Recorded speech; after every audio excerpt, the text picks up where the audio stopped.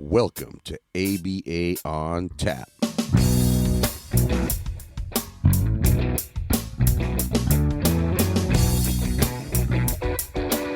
I'm Mike Rubio with Dan Lowry.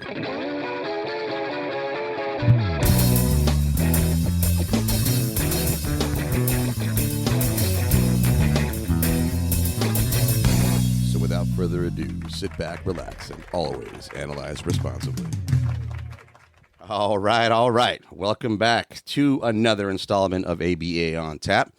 I am your ever grateful co-host, Mike Rubio. Always to my right, Mr. Dan Lowry. Mr. Dan, how you doing, sir? Doing great. Ready for a good discussion today, a high-level discussion. Double header, yes. As I mentioned during our first episode today, we get to go to school sometimes. And that's where we're going today. We're going straight to school. Our guest has an immense amount of knowledge to lend us from a research perspective, from his own experiences. I mean, it seems endless. So really excited to share, to learn of his content expertise. Ladies and gentlemen, without further ado, Mark Malady.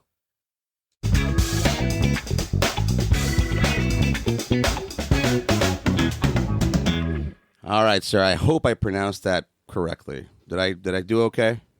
You did. It's perfect. Okay. I'm glad. All of a sudden, I got a little nervous.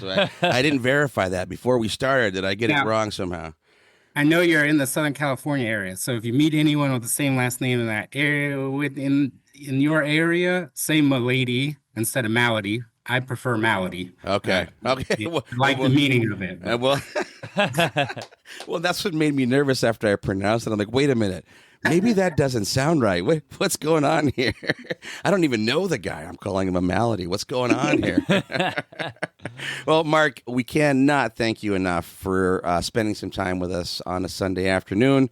We promise this will be invigorating discussion and conversation. We'll get you right back to your Sunday, whatever that looks like.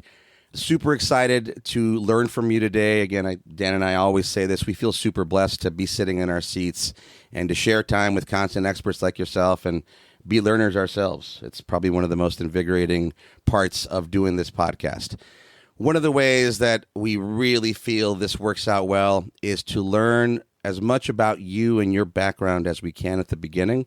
We find that there's always these ever exciting, culminating stories to what people are doing now, and we love how those connections come together. It really speaks to the diversification of our skills. We like to say that ABA is a good thing to have, and then the more skills you have outside of ABA, the stronger ABA can become, and I get the feeling you're gonna fall right into that category. So without further ado, tell us how it all started for you. Go as far back as you want, include what you like, and then we'll come to the culminating point in the present, and we'll take it from there.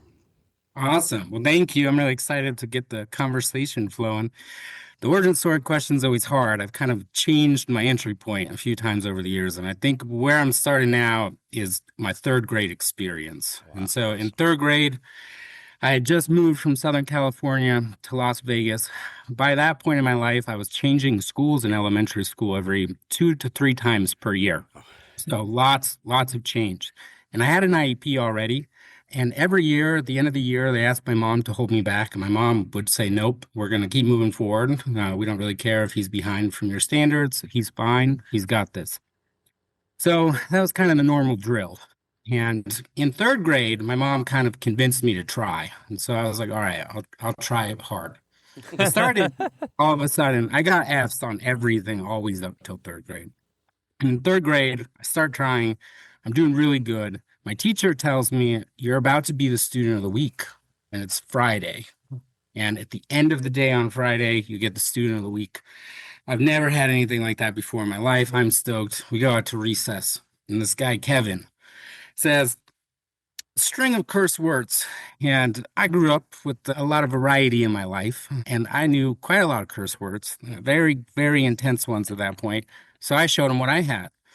Well, I crossed the line that I didn't understand, and he went and told the teacher the line that I crossed. So the teacher said, sorry, buddy, you're not going to get student of the week. I got to report that to your parents. So I, at that point, was very emotionally reactive, and I ended up tearing apart the classroom, and everybody had to evacuate the classroom, and I went into a very aggressive cycle, and that was my third grade. That was towards the end of third grade.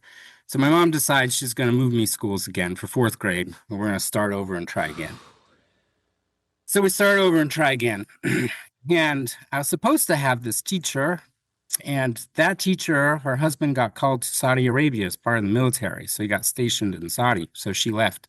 And I got a new teacher. And I think that's probably the luckiest thing that ever could have happened in my life. That new teacher identified with me that I was not trying at all. She was the first person who said to me, that was a teacher of mine, that said, "You're just not trying and you don't care to be here." Which I said, yes, I agree. But starting in that place was really different than starting in the place of, "You're so far behind, I can't do anything with you." And that was where all my other teachers started. Interesting. So this teacher helped me make my first friend and helped me kind of commit. And then she wanted to test me for gifted and talented. And so she said, "All I want you to do is try your best. That's it. Promise me you'll try your best. Then I'll kind of ease off on the annoying stuff that I make you do." And I was like, "All right, let's do that." So I ended up scoring very, very high, and I got identified what's called twice exceptional now. But at the time, I didn't really know what to do with twice exceptional learners, so I got pulled out. I had speech pathology services and some OT and PT built into my IEP.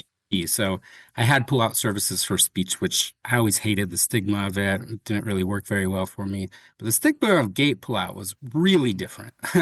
So I started doing that. And I started getting all A's. I never got anything below a B again in my academic career. And I got all A's, and I really kind of got on track. And part of the reason why that teacher kind of identified that with me is she had a daughter who was in kindergarten that had cerebral palsy.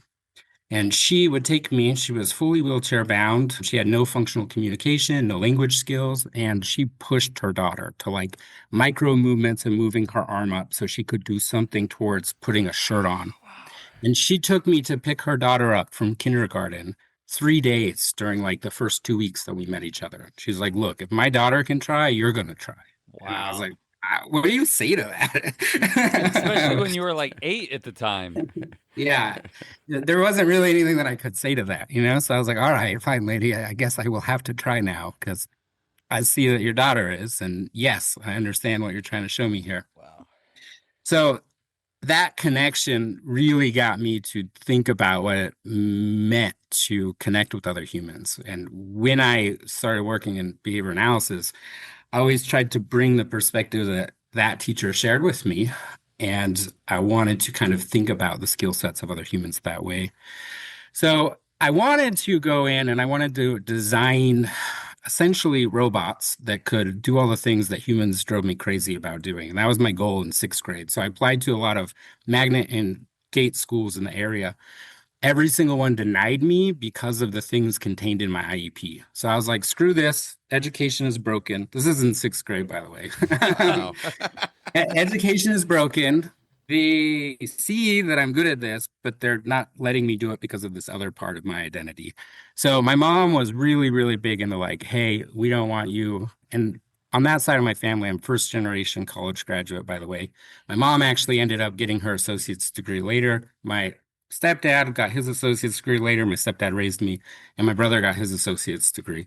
But I was the first one in kind of the family that kind of went down that track. And so my mom, her big thing was like, you're going to be able to do whatever you want. I don't care what you do. If you decide not to go to college, that's okay. But you've got to like make an active choice of, "I don't want to do this," not "I can't do this." That's all my mom cared about.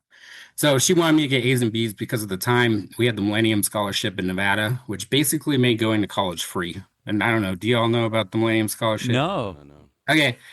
So it was the result of a lawsuit for smoking inside of casinos, I believe is the origin of the money. And so there was a huge lawsuit around the casino workers not being adequately informed of the risk because they were going to be around cigarette smoke at high densities for long periods of time. So the state of Nevada got a whole bunch of money out of that settlement, and they put it aside to education. So basically, if you had a 3.0, you could go to any state college for, it was like 10% of the tuition fees is all you had to pay. So it made it really accessible and really affordable. So my mom was like, you just have to get a 3.0. Like, I don't care if you like anything in school. I don't care if you learn anything, just get a damn 3.0 and we're good. And I won't ride you for anything. I'll give you all the freedoms. You can do whatever you want, just 3.0. So I did. I quit doing the gifted and talent stuff and I got a 3.0. And then I went to community college. And at the end of the community college, one of the kids in my stats class came up to me. I was working graveyard shift at a Starbucks. I worked at 3 Starbucks at the time. So I was working like 75 hours across 3 different Starbucks. Jesus. And I was working in the graveyard and Sam was his name. He came up to me and he's like, hey, where are you going? I know you're about done. And I was like, oh, I haven't thought about it. And he's like, well, I just got a 3-bedroom house in Reno and it's one click of a button. And then like you just sign up for your classes and you're good. Do you want to move to Reno with me in 2 weeks? And I was like, fuck it. Yeah, let's go. Wow. So I went home. I got blackout drunk because at the time that's what I did.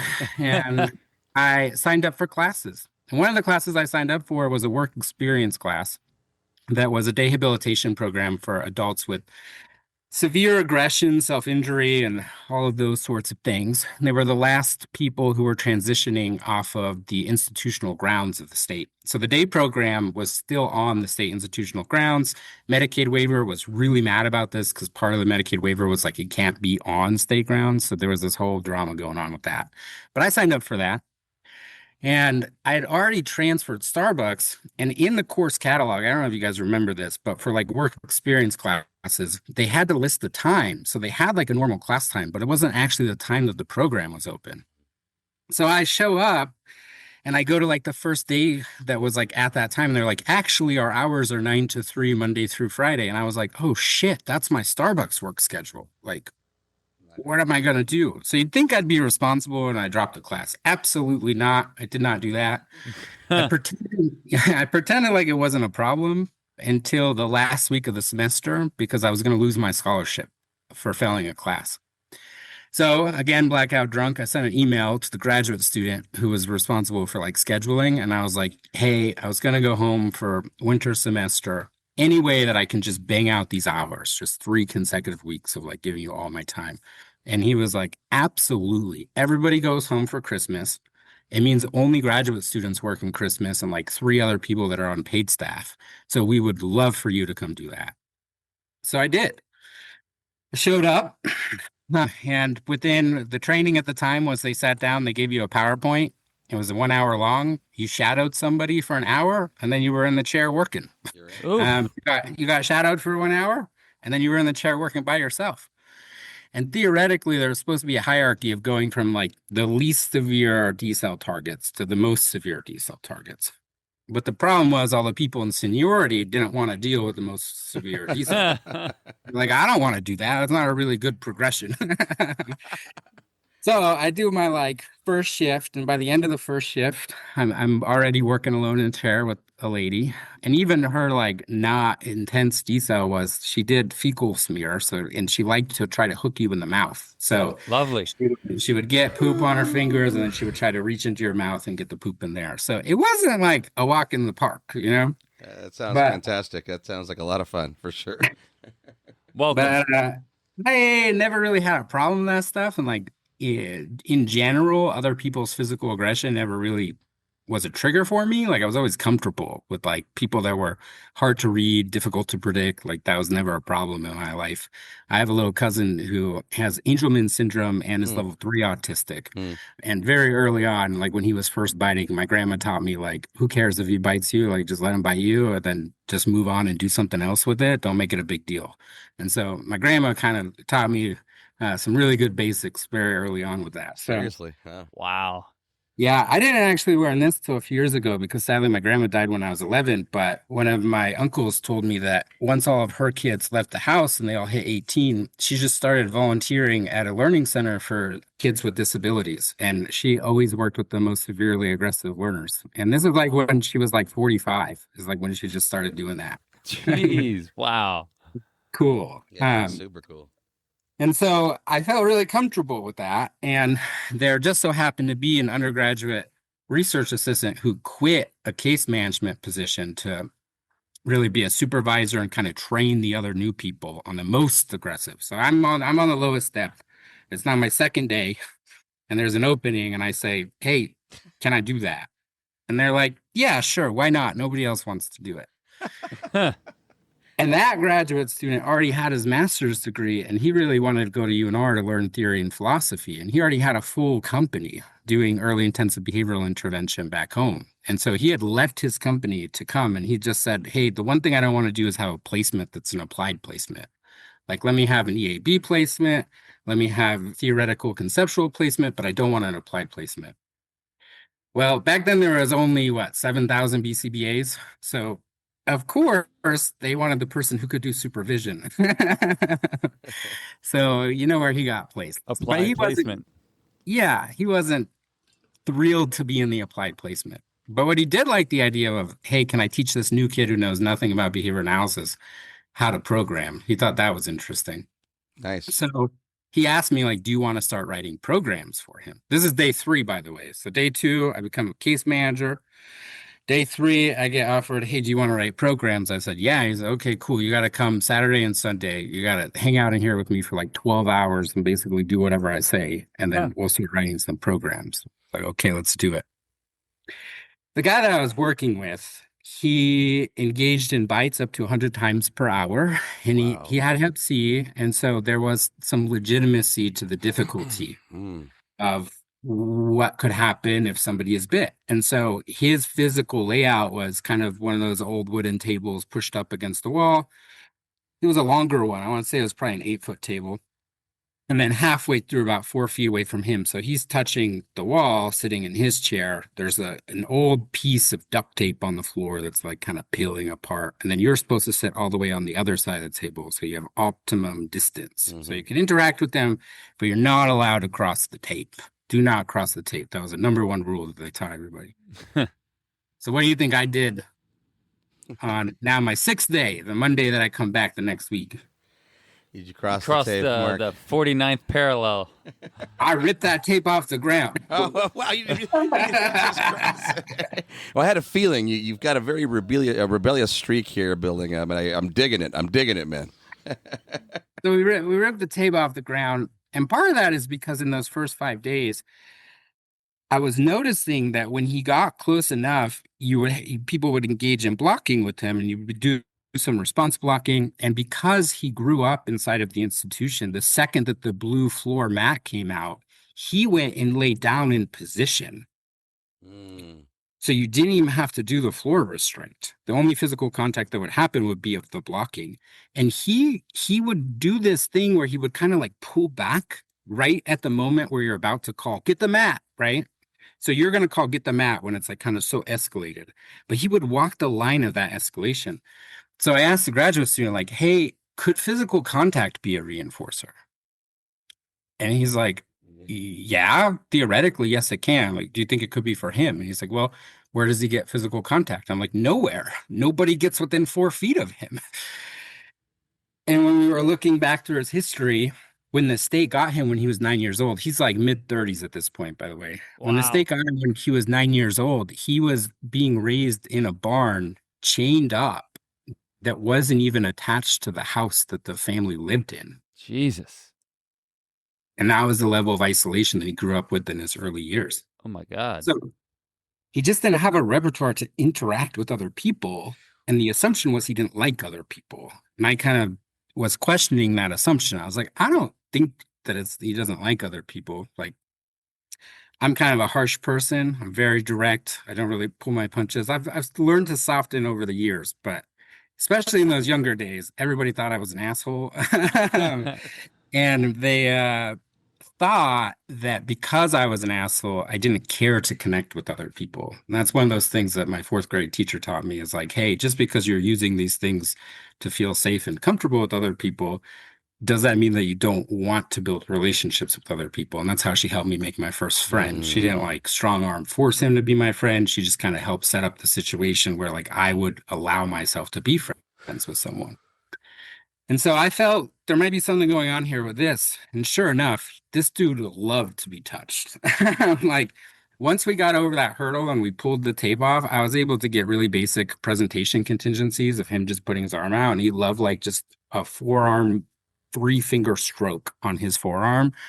Loved it. all day long. So we were using edibles with him, but he was pre-diabetic, so the edibles were not wise, and the team always wanted to get off of the edibles. So we actually switched out edibles for the rub, and then we used the edibles for very, very few targets that were like the critical targets. And so we kind of created like a tiered reinforcement system with him. Sure. That was one of the first programs that we came up with. And we were able to teach him a man to ask for people to rub his arm. And it was the first functional man that he ever had. Wow.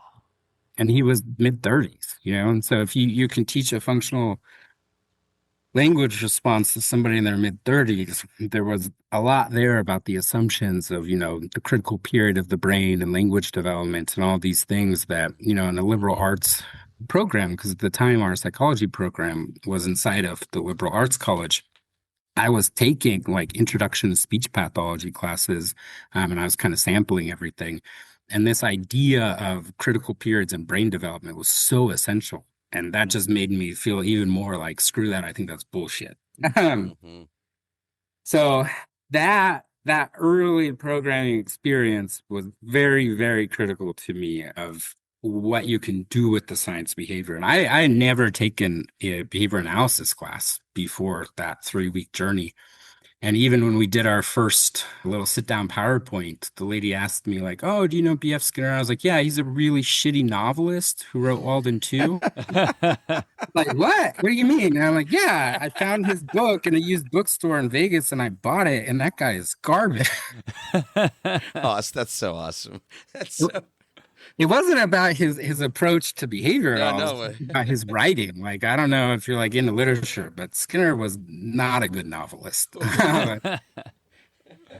There's a reason why he failed being a novelist and ran away to Harvard, you know, and that's okay. Like everybody's got their place. It's not a bad place to land. A little bit of pretense to try the Walden too. I mean, that's a big. Those are big shoes. I mean, you know what I mean. So yeah, I agree with you. Shitty novelist, and then yeah, he aimed kind of high, I would say.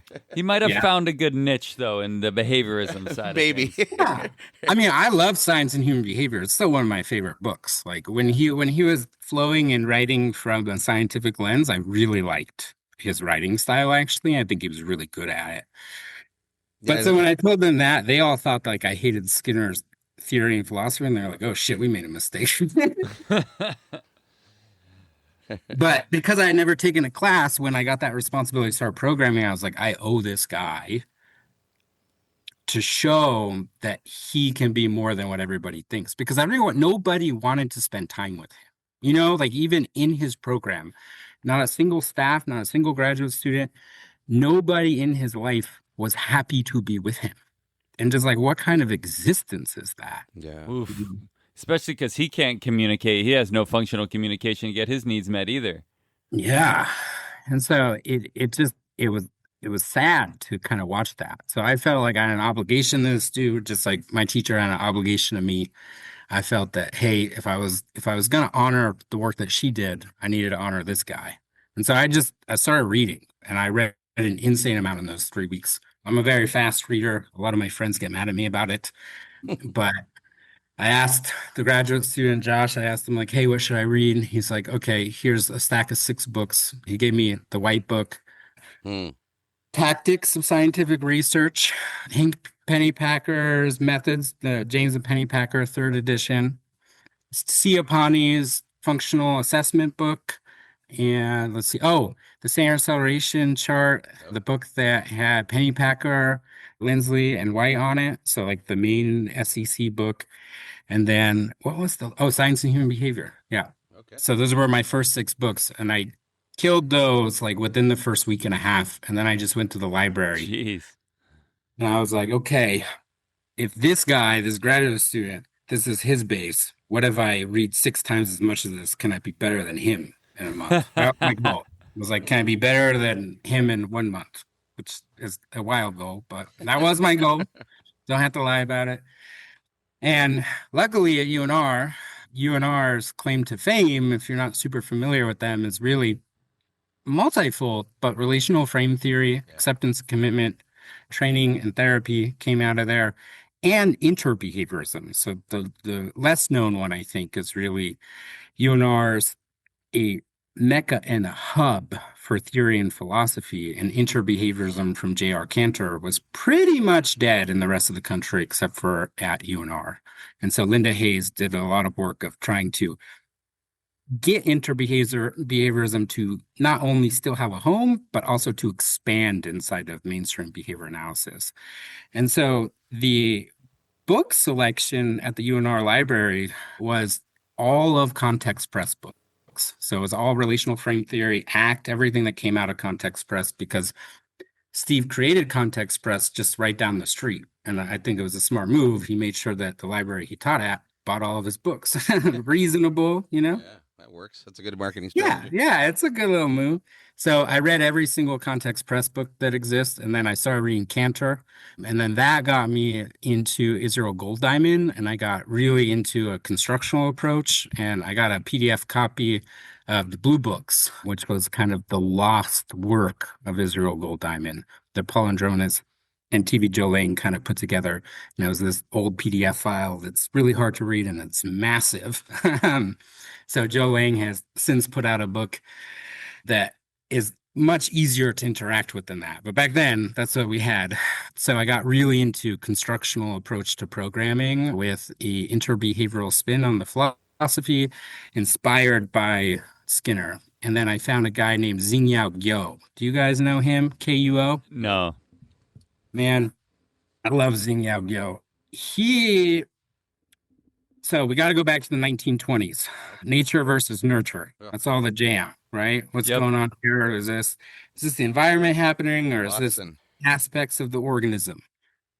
And Xingyao Guo is like, hey, you idiots, this is clearly environmental. And he was even more on the environmental side than Skinner was. So I would say like Skinner would be a soft environmentalist from where Guo's coming from. And so what Guo decides is, okay, let's take a wide held belief that people have about a species and let's test it. Let's see if we can come up with a condition where we actually negate that belief. So, how do cats feel about mice? They want to chase them and kill them, right? Play with them. Cats want to kill mice. Why do cats want to kill mice? That seems more of like a nurture piece. I'm sorry, a nature piece, right? Like they're just genetically like. I feel like my dog is like genetically like things that move. He just wants to chase. So maybe similarly with cats. Yep. So it's in their genes, right? Yep. Man. So he says, okay, cool. We got like the perfect foundation. If I can get a cat to love mice, and I can show that the ontogenesis of behavior, how behavior develops in a individual organism, is about early environmental conditions. Now we're moving and we're challenging core beliefs of people. So he comes up with multiple conditions that he's going to raise these cats. He's like, okay, let's raise a cat kind of typically. Like this cat knows humans and it knows other cats. That's all the cat knows. Now, what happens if we raise this cat so it never ever sees another cat and only has minimal interactions with humans because, you know, it's an experiment, so it's going to have to interact with humans in some way. But really, it just knows mice. So like mice are raised as its siblings, as its parents, and together, cat plus mice, basically cat becomes mouse. So what happens when a cat that's raised with the mice as their family sees another cat? Oh, does it get aggressive or does it run away? It gets aggressive or it flees. That's what you get, the fight or flight. Flight, yep. It goes straight into fight or flight. That's what's going to happen there. Now, you can control that, especially if when the cat's being raised with another mouse, if you kind of wait a while and then you bring in a cat and all the other mice run away, you can actually get the cat to reliably just run away, to only engage in that because of the social learning that's happening through the interactions of the mice. So Joe's like, hey, you idiots, this is clearly about our lack of ability to understand the ontogenesis of behavior from the individual organism. And he publishes these beautiful papers. Well, he's from China and he's studying here as a Chinese student. And things with China are getting a little complicated in the world at this time. Much different these days. Wow, back then too. That was 100 years ago, man. I know, man. I know.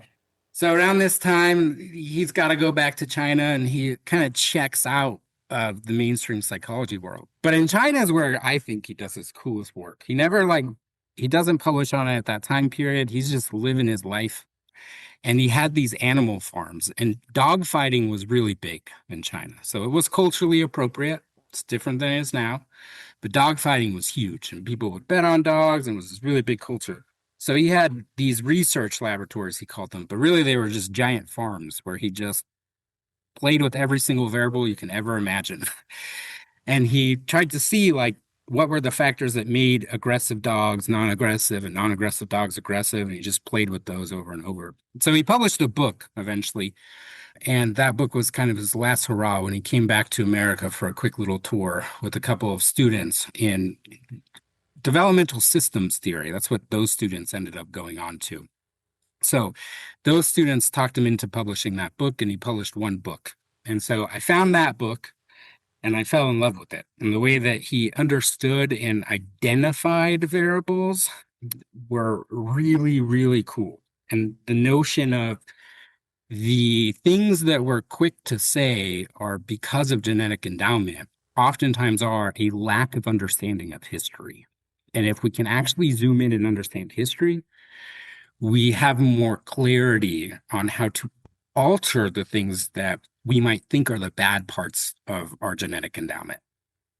And that really got me to start thinking about myself, my own experiences, my own journey, how I would label things as like, I'm just not good at that. And it really got me to start challenging my own language about things. At the same time, I was reading a lot of ACT, and I was also into Eastern mindfulness. So I was reading a lot of Eastern mindfulness at the same time, which basically has a similar story, but from a language and cognition perspective. And relational frame theory really breaks down the basics of how those language structures will alter your future actions.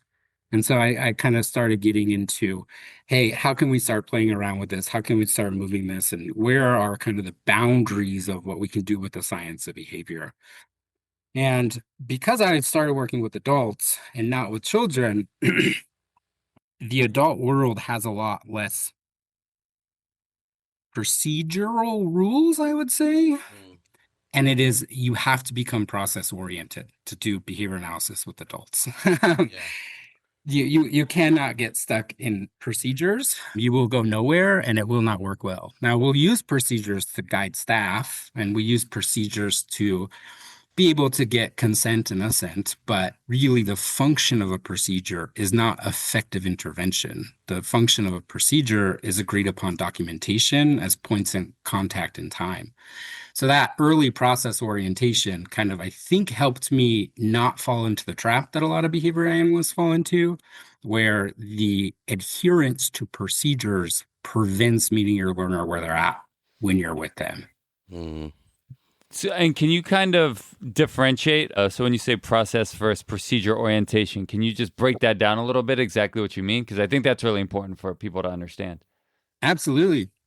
So procedures are those step-by-step, how are you going to get there? And there's a lot of good metaphors that exist. Stu, one of the co-creators of Generate, our learning system and assessment that we might talk about a little bit later. Yeah. Stu uses a metaphor. He has two that he really likes, and I like his of a dressmaker. And so the idea of getting a wedding dress versus getting a dress to wear to work are two very different ideas, right? And the dress that you need to wear to work, you probably are fine if you want to teach a new person how to make it, to go through a step process of here's a list of things you need to do and you're going to build it. But when you get a dress made for a special occasion, it's a one-time use. You have this consultation process that is happening that's back and forth, that you're trying things on, you're adjusting, you're looking at it, you're trying it on. And the custom creation of that wedding dress, that is really what I think captures the idea of the process of, we know what the terminal outcome is for both processes and procedures. The procedure dictates the steps to get there. And a process-oriented approach dictates the way that we can get there and the changes that can happen along the way to produce the meaningful outcome. That makes sense. So you're working on communication or colors or whatever. You might work on that. There's various different ways you could do it. We could do it with 2D, 3D. We could do it playing. We could do it at the table. We could do it on a field trip. It's kind of what you're saying, where the process is going to change. It's not just like we're going to do it this one way. This is our procedure to teach communication. Is that what you're saying? Yeah, absolutely. And in our assessment, Generate, we ended up really taking a process-oriented approach to what's the functional outcome that you're trying to assess on this item, and then allowing the clinician to make clinical judgments and actually designing it inside of the system to force them to make clinical judgments. And that was a really tricky thing that we kind of had to come up with. How do you do that in a way that ensures that the outcome is consistent? And that is a very hard question to answer. Now, mainstream clinical psychology has been kind of playing with this idea for a while. And process-based psychotherapy is really the idea that we need to stop using manuals for individual treatments, like ACT for clinical depression versus CBT for clinical depression versus DBT for clinical depression, versus what happened in really between the 1970s and 2010 inside of that field was there were all of these procedures that were documented that came out, and then they'd create a manual. You'd go to a training and you learn how to use that manual. But the number one variable that is consistently important in outcomes for psychotherapy isn't did you use ACT or did you use DBT? It is did you have a therapeutic relationship? And so the therapeutic relationship is actually the predictor, not the procedures that you used. Okay. Makes sense. So process-oriented approaches are how do you react to, interact with, and respond to the developing of the therapeutic relationship over time, and then utilizing those procedures for presenting clinical problems or options or tools that you can kind of tag in and out of and adjust as you need them. Okay. Thank you for explaining. That makes a whole lot of sense. Continue. So I think we got to get you back on the origin story. You were almost there. Almost. Yeah. Dan derailed you. I derailed you. I just wanted to. No, that's a good derailment. We're gonna come back to process and product though. I love from a developmental perspective. I love process over product, but we'll get back to that. I'll let you run. Go ahead, sir. Rock and roll. So basically, at that point, I was learning everything I possibly could, and I wanted to continue using behavior analysis in as many places as I could. And I pretty much forced anybody who knew me to try different approaches from a behavioral perspective to solve any problem they wanted to. And when I was done with my undergraduate degree, I had to decide, like, where am I going to go to graduate school? And I was going to go to one program, and I'd already met the advisors, like we were all on board, and I forgot to send my transcripts. I'm really bad at paperwork. This is like a thing. I've gotten a lot better, put some good systems in place, but early on, that was my number one barrier. And so I missed the deadline, and I was like, screw it. I'm just going to walk the Pacific Crest Trail and walk to Mexico. It's my girlfriend's dream. She's a big hiker. Yeah. Did she do it? She's on part of like the John Muir Trail and stuff, but not the full. Oh, cool. Yeah. So I was going to, and I was like, I guess I'm not going to graduate school. I'm going to walk that. I'll figure it out on my walk, and then I'll see what's next. Who knows? So I set up my whole trip. Like I had like where all my drop stations were going to be. I kind of had like who was going to mail me things. I had all of my stuff that I was about to buy. And then the graduate student I was working with, he was ABD. And he got a position down at FIT in Florida. And he texted me, he's like, do you want in? Like, there's a couple spots left. I can get you in. We can figure this out. And we can get your transcript. So I said, okay, screw it. I guess I'll go to FIT. Not a bad spot to be in for behavior analysis. Not a bad spot at all. I'm guessing you didn't walk to FIT though? You didn't walk. I didn't. I didn't have time for that. No, I didn't have time to walk to FIT. It was a very short turnaround, you know? I guess you could have walked through Mexico and then back up and around. We digress. Didn't get to go on my walk. All of that. I did not get to go on the walk, sadly. But I did go to FIT. And what was interesting about that to me was, you know, there's a lot of regional differences in applied behavior analysis. Sure. There was a lot of stuff going on the East Coast that wasn't really happening on the West Coast, especially at this time. There was like the VB approach was not very big on the West Coast yet, and it was quite big. So we were still very Lovacian in our approach to Yeah. language development. We were still working on, receptive skill sets versus identifying text versus mans and kind of how to do that. So I was interested in like, oh, I wonder what East Coast behavior analysis is like. And, Florida being the home of the credentialing body, like there's a lot of really good practitioners down there. So I was like, yeah, I'll go down there. Let's try that out. So I went down there, and Jose Martinez Diaz, he told me that if Shout out to Jose. yeah, I got my BC ABA through FIT. oh, Many hell yeah. margarita stories and Hawaiian shirts with Jose. Oh, hell yeah. And he told me if I got 80% on the intake exam, I didn't have to take a single class. I don't know if he would have actually honored that or not. So they always had you do a mock exam like before you took your first class, and then you did a mock exam before you left. And it was like their full mock exam, like the one that they sold to people to like get ready for the exam. Mm. And so, most people would get like 15, 20, 30%. And the idea was like, oh, you're going to see how much you're going to grow. So he told me, because I was like, what happens if I like actually score high enough that I could be a BCBA? He's like, if you pass it, you don't have to take a single class. I'll just give you all the credits. And then he did his little Jose laugh. I was like 2% off. Oh no. He laughed and he was like, whoo, I didn't know what I was going to do. Oh man, that could have been a story in one of the I classes. know. I was so close. But so down at FIT, I actually went to a satellite campus in Orlando because that's where Josh was teaching. And I didn't go to the main Melbourne campus. And they never had anybody actually apply from outside the state to go to that campus because there was this whole like class thing going on, I guess you could call it. But that program was really cool. It was designed for working class professionals who had their BC ABA or had a bachelor's degree and were ready to go into behavior analysis, but they already were working full time in the field. So it wasn't the same grouping of graduate students who like had no applied experience. These were people who had like 5 to 10 years of applied experience already. So that felt really good. I really enjoyed like being around a bunch of people who were already very into the field, but we had a whole different pool of instructors, which also was very cool because one of them was Pat McGreevy. And so Pat McGreevy was actually working on the Essentials for Living at the time.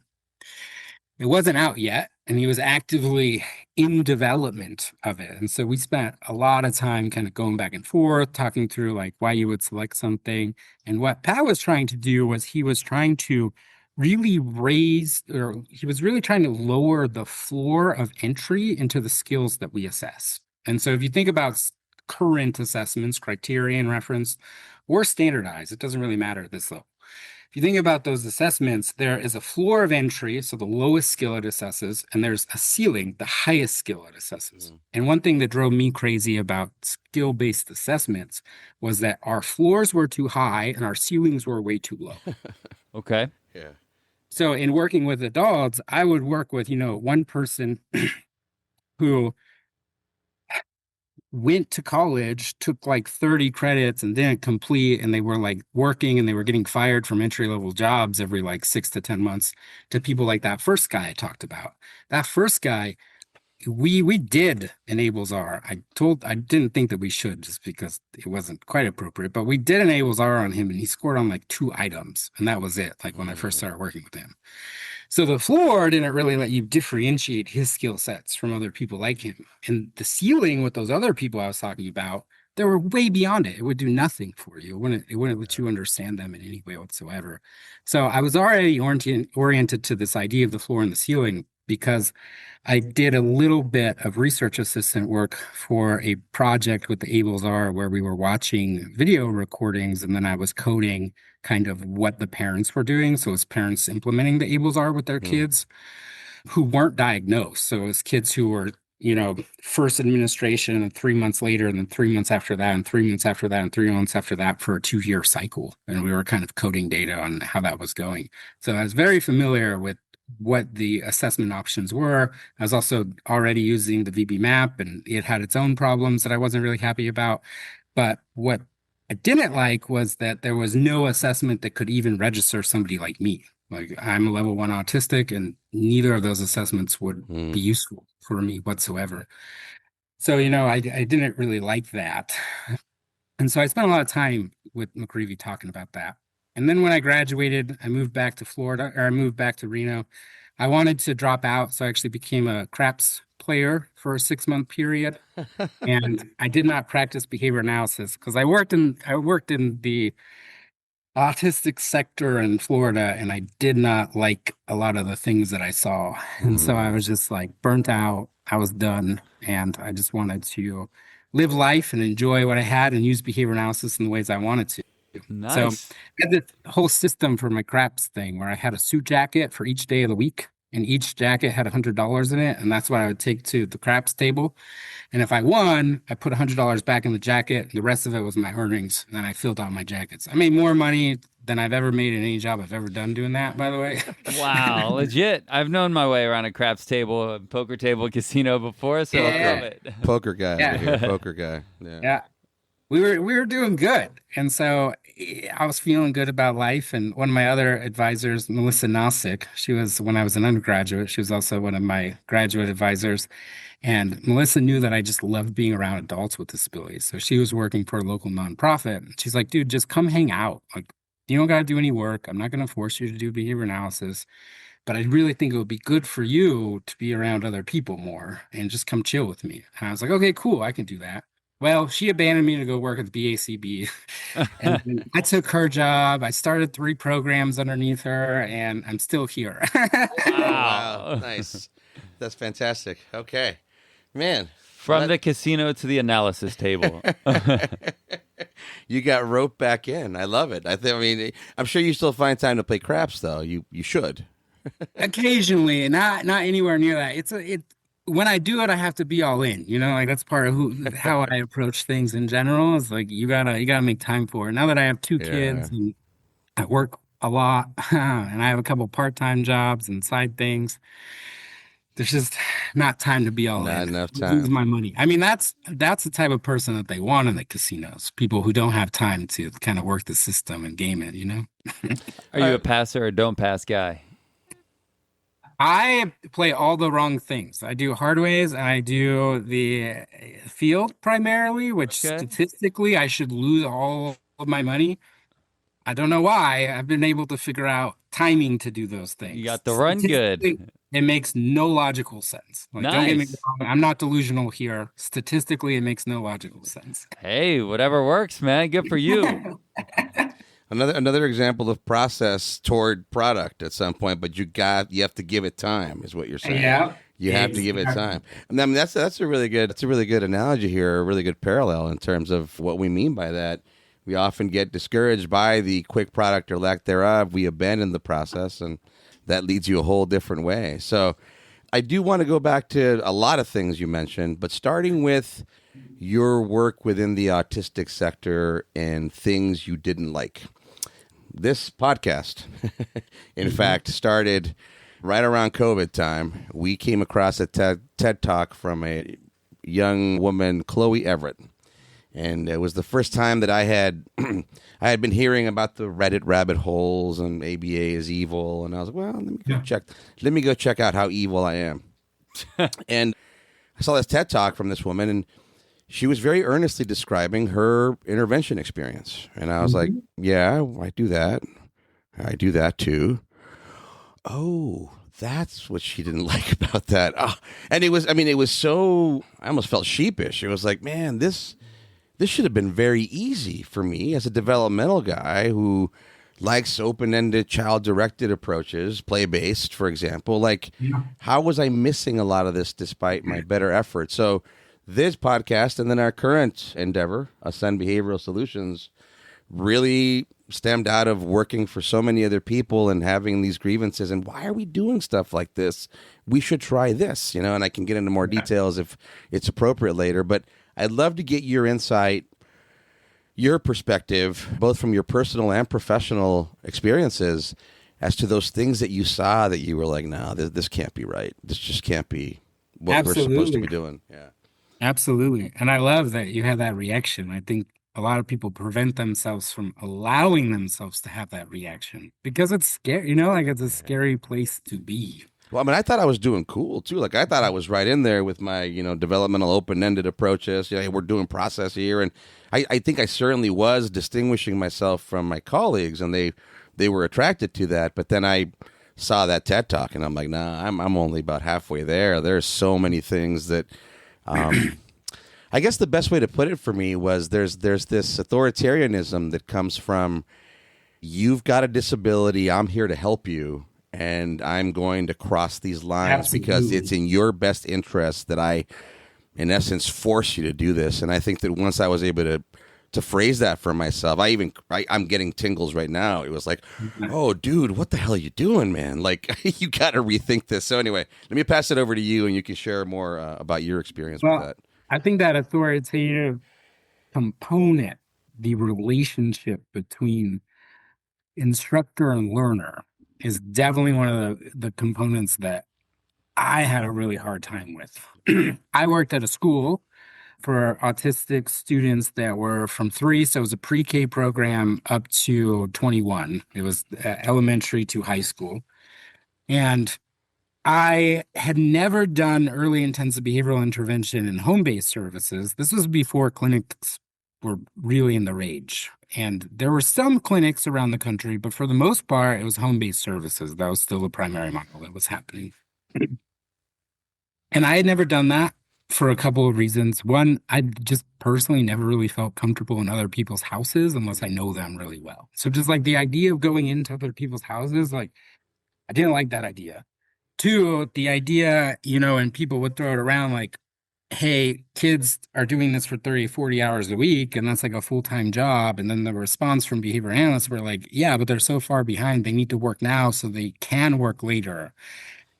And that idea was a little hard for me. This idea of like, what does that mean for the family? Like, when do they get to like lay with their dad? And when do they get to learn to cook with their mom? Or when do they get to barbecue with dad? Or, whatever. Like, when do you get to just be family? Like, what does that feel like? So I had a hard time with the idea and the model. Like I read the Me book pretty early on, I want to say in that first month. And I kind of went down the rabbit hole of kind of trying to understand like what or where everybody was coming from on what early intensive behavioral intervention was trying to accomplish. A lot of my friends, a couple of my girlfriends worked in EIBI at that time period. So it wasn't like it was foreign to me, but it was a model that I was like, I don't think it's for me and I don't want to do that. I wasn't anti it, but it wasn't a model that I wanted to work in. So when I went to Florida, there was an opportunity right away to work at a school. And I was like, okay, that sounds pretty cool. So I started working in the school as a paraprofessional. They had a first-year teacher who was having a very, very hard start of the year. So it was like week 2 in the school year.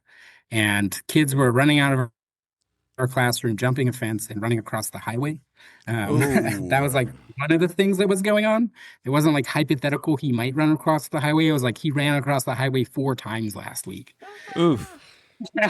So it was, and everybody was like, we don't want to be playing Frogger with kids. Like, we got to stop that.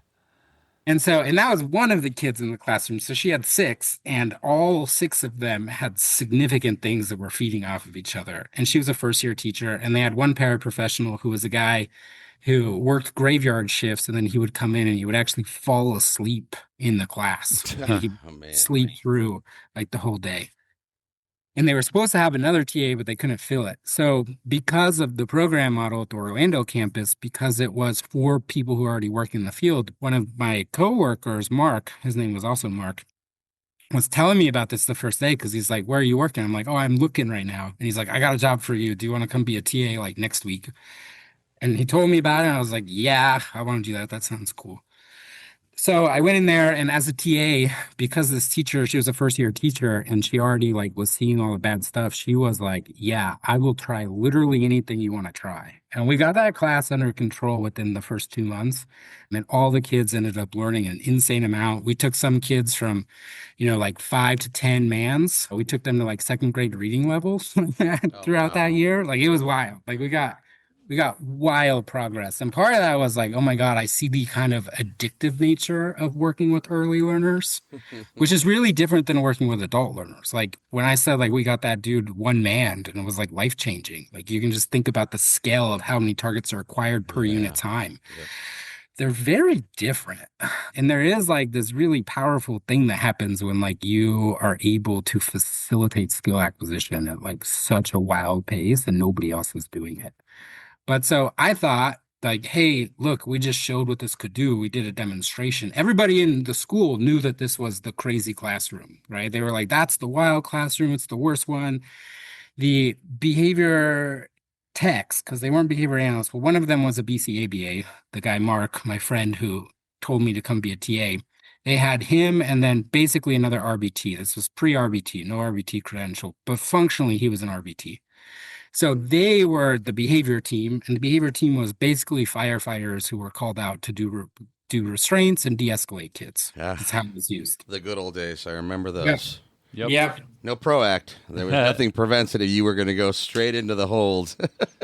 Yeah, that's kind of the game. And so that's where we were at. And they were spending like, 5 hours a day in this class before I was a TA. And then we ended up doing this really complicated procedure. We got it all together. And so at the end of the semester, they were like, hey, that classroom's good now. Like we have another TA that can swing in there since we stabilized it.